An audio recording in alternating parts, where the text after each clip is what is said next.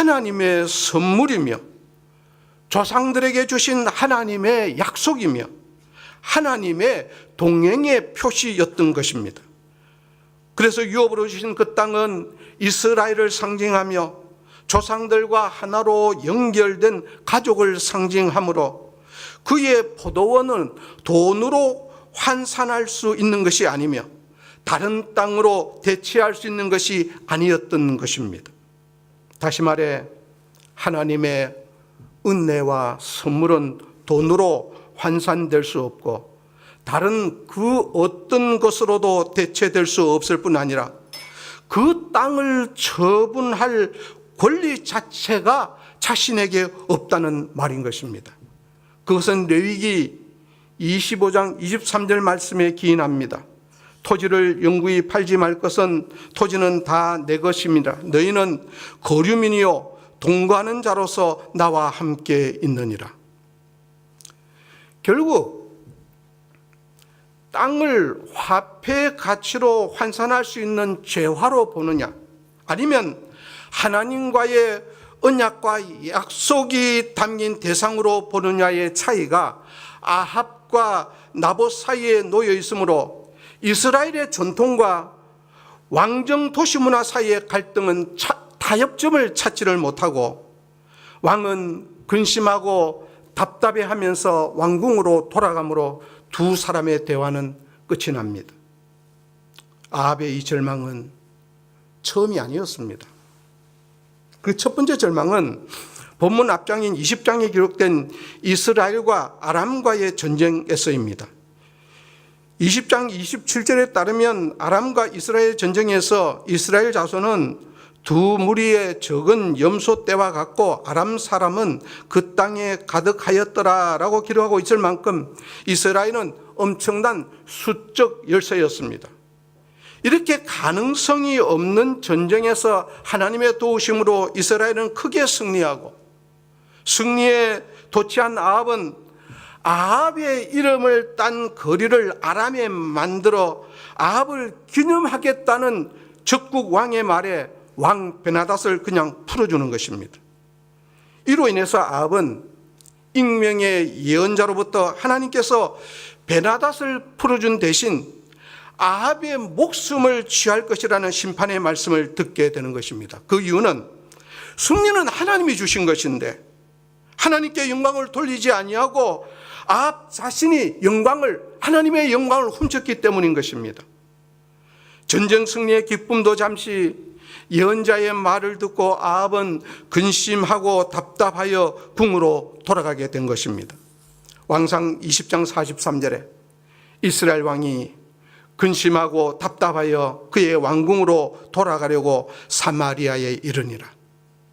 전쟁의 승리 후 하나님의 꾸지람 그리고 일개 농부와의 대화의 완패 연이은 2연패를 맛본 아왕은 아예 자리를 펴고 누워버렸습니다. 4절입니다. 아합이 근심하고 답답하여 왕궁으로 돌아와 침상에 누워 얼굴을 돌리고 식사를 아니하니 두 번의 절망과 식음전폐로 누워버린 아합을 이세벨이 찾아오고 아합은 아내에게 자신의 속상한 이유에 대해서 얘기를 하는 것입니다. 6절입니다. 내가 이스라엘 사람 나봇에게 말하여 이르기를 너 포도원을 내게 주되 돈으로 바꾸거나 만일 너가 좋아하면 내가 그 대신에 포도원을 내게 주리라 한즉 그가 대답하기를 내가 내 포도원을 내게 주지 아니하겠노라 하기 때문이로다. 여기에서 아합은 나봇이 여호와의 이름으로 내 조상의 유업을 넘기기를 거절한 것을 이세벨에게 솔직하게 말하지 아니하고 그저 나봇이 포도원을 주지 않겠다고 거절했다고 얘기하는 것입니다. 설사 얘기한다고 한들 여호와를 모르는 이방 여자인 이세벨에게 포도원은 그저 포도원일 뿐 여호와께서 땅 매매를 금하신다는 것은 생소할 뿐만 아니라 용납될 수 없는 말일 것입니다. 아합의 말을 들은 이세벨의 반응은 조금 엉뚱합니다. 왕이 지금 이스라엘 나라를 다스리나이까 아합은 지금 나봇의 포도원을 이야기하고 있는데 이세벨의 논점은 전혀 다른 데 있는 것입니다. 이세벨에게 지금 이 상황의 핵심은 왕권입니다. 한 나라의 왕은 당연히 백성 위에 군림하고 지배하는 존재이기 때문에 왕이 원하면 얼마든지 백성들의 것을 차지할 수 있어야 한다는 것이 이세벨의 생각인 것입니다. 이세벨의 이런 생각은 그녀의 출신과 성장 과정에서 연유되는 것입니다. 이세벨은 시돈, 페니키아의 왕 엣바알의 딸입니다. 성경학자 브레네에 따르면 바알이 함께 한다라는 뜻의 엣바알은 왕이자 여신 아스다롯을 섬기는 대제사장이었고, 공주인 이세벨도 바알을 섬기는 여자 제사장이었다고 하는 것입니다. 그들은 정치 권력과 종교 권력 모두를 거머쥔 자들로 어떤 목적을 가지고 이스라엘 왕인 아합과 정략 결혼을 하게 되는 것입니다. 역사가 요세푸스에 의하면 이세벨이 어리석은 아합과 결혼한 목적은 이스라엘 전체를 바알화하기 위함이었고, 바알 신앙을 이스라엘에 보급함으로 여호와 하나님을 섬기는 신앙을 말살하려는 계략을 품었다고 하는 것입니다. 이것에 대한 증거로 성경은 아합이 이세벨과 결혼하면서 바알을 섬겨 예배하고 있다고 기록하고 있으며, 열왕기에서 바알이 처음 언급되는 지점이 바로 아합이 이세벨과 결혼한 그때부터인 것입니다. 열왕기상 16장 31절입니다. 느바세 아들 여로보암의 죄를 따라 행하는 것을 오히려 가볍게 여기며 시돈 사람의 왕 엣바알의 딸 이세벨을 아내로 삼고 가서 바알을 섬겨 예배하고, 이세벨은 독실한 바알 종교 제사장답게 자신의 종교를 그들의 선지자를 통해서 북이스라엘로 확대하는 것입니다. 열왕기상 18장 19절에 따르면 이세벨의 상에서 먹는 바알 선지자가 450명, 아세라 선지자가 400명이었습니다. 바알 종교 지도자 850명을 세우고 재정적으로 지원했다는 말입니다. 이들 바알과 아세라 선지자를 통해서 전국적으로 바알 종교가 성행했고 마술이 행해졌는데, 그 결과 이스라엘에는 샬롬이 사라져버렸습니다. 아합의 아들 요람이 예후에게 예후야 평안하냐 그렇게 물었을 때에 내 어머니 이세벨의 음행과 술수가 이렇게 많으니 어찌 평안이 있으랴고 답한 것은 당시 이스라엘의 영적 황폐를 단적으로 보여주는 것입니다. 이렇게 강교하고 잔인한 이세벨은 머리를 감싸고 누워있는 남편을 향해서 짧고 분명하게 얘기를 합니다. 내가 당신에게 나봇의 포도원을 주겠어요. 나봇의 땅을 빼앗아 버리겠다고 작정한 이세벨은 아합의 이름으로 편지를 쓰고 거인들을 치고 봉하여 그의 성읍에서 나봇과 함께 사는 장로들과 귀인들에게 보내는데, 편지 내용을 잠시 살펴보겠습니다. 9절 10절입니다. 그 편지 사연에 이르기를 금식을 선포하고 나봇을 백성 가운데 높이 앉힌 후에 불량자 두 사람을 그의 앞에 마주 앉히고 그에 대하여 증거하기를 내가 하나님과 왕을 저주하였다 하게 하고 곧 그를 끌고 나가서 돌로 쳐 죽이라 하였더라. 이세벨의 편지를 받은 이스라엘 장로들과 귀족들은 나봇과 함께 사는 자들로서 그 지역의 지도자들입니다. 그들은 당연히 백성들을 돌보아야 할 의무가 있는 사람들임에도 불구하고 백성을 해치는 음모 꾸미는 일에 동조했습니다.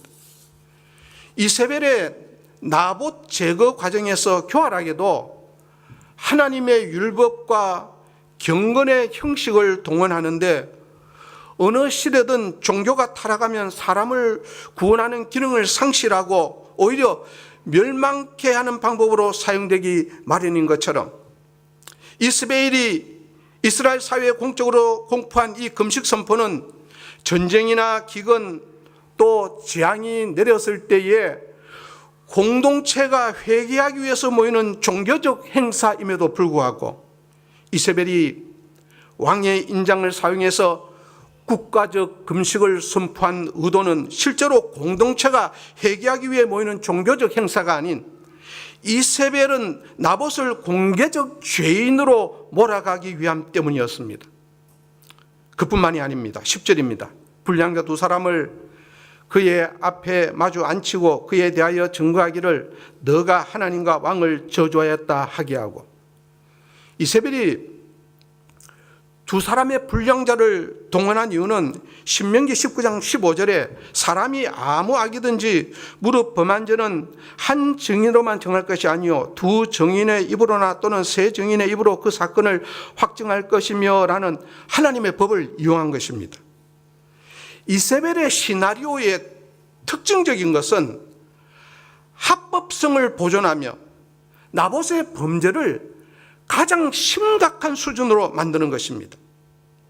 이세벨은 이스라엘의 법에서 사형에 처하는 경우는 두 사람 이상의 증인이 필요하며 하나님의 이름을 못 오가는 것이 목숨을 잃을 중죄인 것도 알고 있었고, 왕을 저주하는 것은 하나님을 못 오가는 것에 버금가는 것도 잘 알고 있었습니다.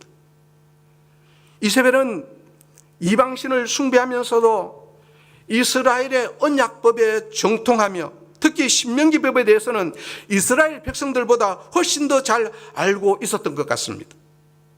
이처럼 이세벨은 마치 자신이 율법을 철저히 준행하는 것처럼 보이게 하여 자신의 그 가정스러운 소행이 드러나지 않게 하면 물론이고, 나봇을 죽인 것이 합법적 절차에 의해 이루어진 것처럼 가장하는데, 아합의 인장을 사용해서 작성된 편지가 나봇과 함께 살고 있는 고을의 장로들과 귀족들에게 보내졌고, 이세벨의 계획대로 이스라엘 성읍 장로들은 재판을 열고 두 명의 불량자들과 나봇을 마주 앉히되 나봇을 높이 앉히고 즉결 재판을 엽니다.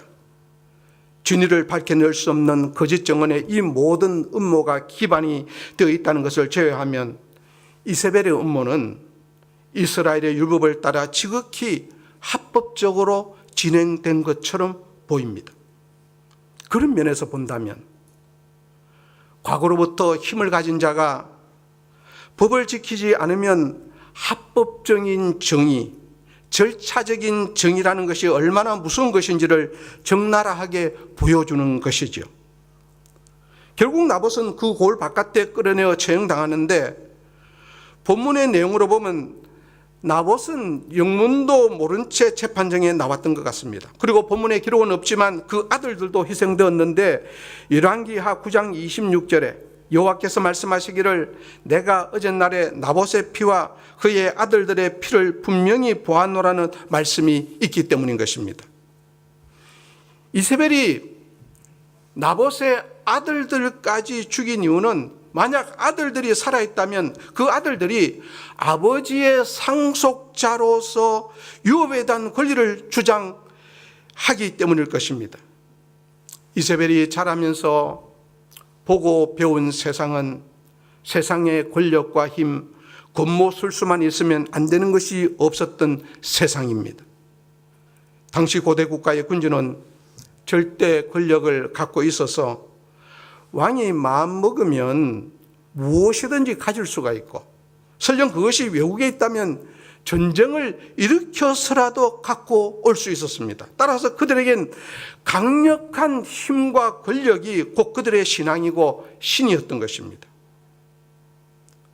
이제 이세벨은 아합에게 가서 나봇의 포도원을 취하라고 알려주는데 15절에 이세벨은 나봇을 돈으로 바꾸어 주기를 싫어하던 사람이라 그렇게 소개하고 있습니다.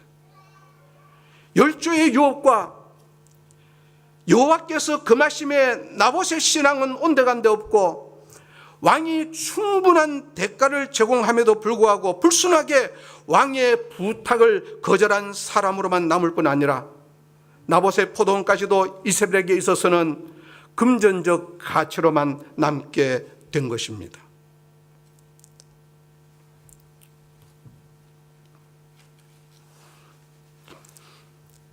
환난과 고난을 통과하지 않는 믿음은 증명되지 않은 믿음일 수 있습니다. 때때로 성도가 어떤 고난이나 고통스러운 환난 앞에 섰을 때에 그것이 믿음을 넘어뜨리기 위한 유혹인지 아니면 하나님 앞에서 우리의 믿음을 증명해내야 할 테스트인지는 우리의 경건의 태도에 달려있음을 알아야만 합니다. 오늘 본문의 저자는 나봇의 포도원 사건을 성경 한 장에 길게 할애하면서 우리에게 끊임없이 강조하는 것이 있습니다. 그것은 나봇은 하나님의 소유권을 인정하고 주신 유업을 철저하게 지키기 위해서 생명을 건 사람이며 그야말로 하나님의 나라의 참된 백성이며 진실한 하나님의 종이었다는 것을 말하고 있는 것입니다. 오늘날 눈앞에 보이는 재물로 인해 눈에 보이지 아니하는 하나님을 순간순간 외면해 버리는 이 시대의 사람들에게는 이해가 되지 않겠지만 믿음의 사람 나봇에게는 하나님만이 최고의 가치요, 하나님의 법, 하나님의 약속의 말씀만이 최고의 가치였던 것입니다. 나봇은 철저한 말씀 중심의 신앙인으로 오늘날 우리가 다시 추구해야 할 참된 신앙의 모델로 하나님의 말씀과 신앙의 가치를 자기 생명보다도 더 귀하게 여긴 하나님의 사람이었던 것입니다. 이 한 사람, 진정한 하나님의 종의 희생은 하나님의 수많은 선지자들을 죽이고 온 이스라엘 땅에 바알과 아스타로 우상을 세우고 음란한 우상 숭배를 전국적으로 시행했음에도 꿈쩍도 않던 아합과 이스라엘 나라를, 거짓 선지자 수백 명을 엘리야의 칼날이 휘어지도록 죽여도 무너지지 않던 아합 왕조를 완전히 멸망시키고 역사를 바꿔버리는 엄청난 결과를 불러옵니다. 이것은 하나님의 가치를 최고로 여기는 믿음의 사람을 하나님은 얼마나 귀하게 보시는지, 또한 하나님이 주신 것들을 순종의 믿음으로 지키는 것이 얼마나 중요한지를 우리에게 분명하게 보여줍니다. 이 시대는 정말 나봇과 같이 하나님을 최고의 가치로 여기고 하나님을 신뢰하고 말씀에 온전히 순종하며 믿음을 지켜가는 하나님의 사람, 하나님의 종이 절실히 필요한 때입니다.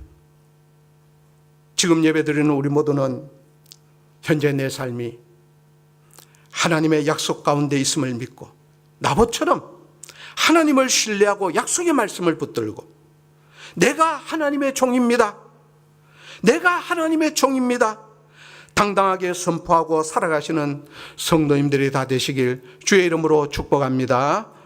기도하겠습니다.